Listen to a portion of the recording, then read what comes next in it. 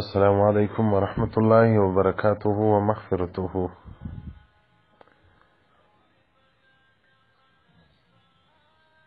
أحسن بن علي رضي الله عنه وسخ روايتي ورسول الله صلى الله عليه وآله وصحبه وسلم فرمایلی دي که چا د سهار لمونځ وکړي هغه د لمانځه پر ځای باندې کښېنستی، که ښځه وي پر خپله مسله کښېني، که نارینه یې په جومات کې چې دی لمونځ وکړي هلته کښېني. نو بیا ذکر کوي تر کومه وخته چې لمر راخیژي. نو رسول الله صلی الله علیه وسلم بارک وایي کان له حجاب من النار، دغه دوه رکعته د اشراق لمونځ به د ده دپاره د اور څخه حجاب سي، پرده به سي، الله جل جلاله بې دوزخ ته نه داخلېږي.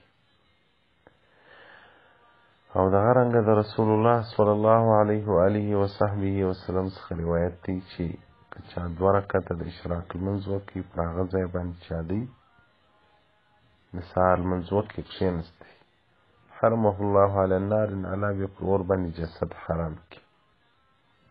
دغه رنګه شعبې وایي وایي زه حسن بن علي رضی الله عنه ته رالم، دی په مسجد کې و.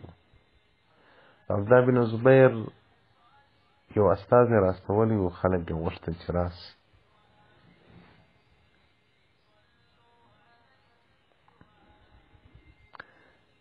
نو حسن رضی الله عنه یو صحابي ته مخ راواړاوه، ولمر څه وګوره لمر راختلی دی که نه دی راختلی.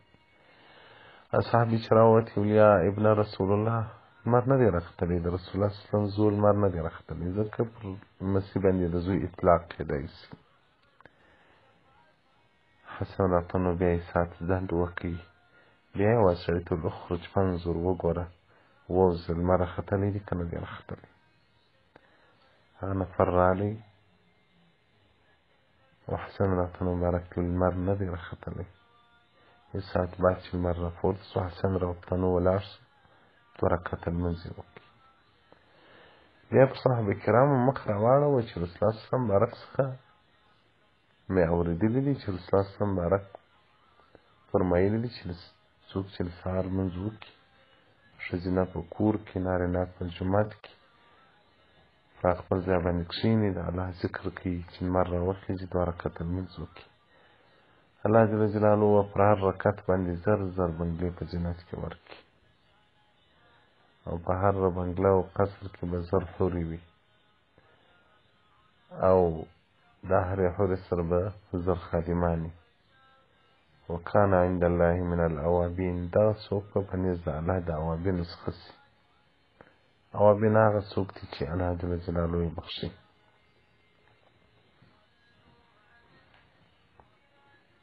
او دغه رنګه د رسول الله صلی الله علیه وآله وصحبه وسلم څخه روایت دی، وایي چا که د سهار لمونځ په جماعت باندې وکړي، د ښځې کور وکړي، ثم لبث، بیا یې ځنډ وکړي تر کوم وخت چې لمر راخیژي، او بیا یې د اشراق دوه رکعته لمونځ وکړ. رسول الله صلی الله علیه وسلم کان له کاجر حاج ومعتمر تاما له حجه وعمرته، د فره حج او د فره عمرې ثواب الله جل جلاله ورکړي. د فره حج او د فره حج عمرې ثواب الله ورکړي. الله دې زموږ ورونه او خویندې د دغه لمانځه عاملین وګرځوي چې عمل ورباندې وکړي. الله دې موږ ته توفیق راکړي.